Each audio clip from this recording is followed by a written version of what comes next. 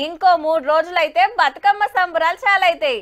ఎంగిలి పూలకెళ్ళి సద్దుల దాకా 9 రోజులు జోరుంటది. మళ్ళా సోమవారంకెళ్ళి దుర్గమ్మ నవరాత్రులు చాలైతాయి. విగ్రహాలు చేసుడు, రంగులద్దుడు ఒడిచింది. గల్లీలల్లా మండపాలు కట్టుడు నడుస్తుంది.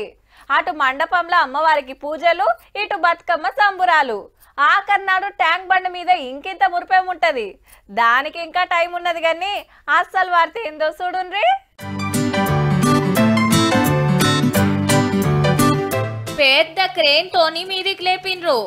ఆవు ఖైరతాబాద్ బడా గణపతి విగ్రహమే.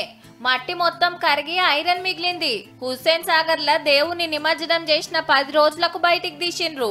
69 అడుగులు. మరి తయారు చేసేటప్పుడు ఐరన్ తోటి విగ్రహం రూపు ఎల్డింగ్ చేసి అటెనక జూట్ క్లాత్ వరిగడ్డి చుట్టి మట్టి తొన్ చేసుకుంటూ వచ్చిండ్రు. ఇక మొత్తం కరిగి ఉత్త స్టీల్ మిలిగింది.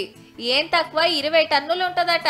గ్యాస్ కట్టర్లతోని కటింగ్ చేస్తున్నారు. వినాయకుని తయారు చేసినప్పుడు దాదాపు 20 మంది పనిచేశారు. ఇప్పుడు కూడా దాదాపు 20 మంది దాన్ని వినాయకుని డిస్పోజ్ చేయాలంటే కూడా 20 మంది వచ్చారు. మరి ఇదంతా ఏం చేస్తారు అంటారా?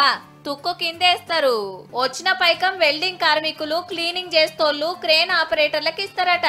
శోభాయాత్ర రోజు విగ్రహం నిమజ్జనం చేస్తానికి 6-7 గంటలు పడితే సాగర్ కెళ్ళి బయటికి తీస్తానికి రోజున్నర పట్టింది. మల్లేడు మల్లెట్ల దర్శనం ఇస్తాడో మరి.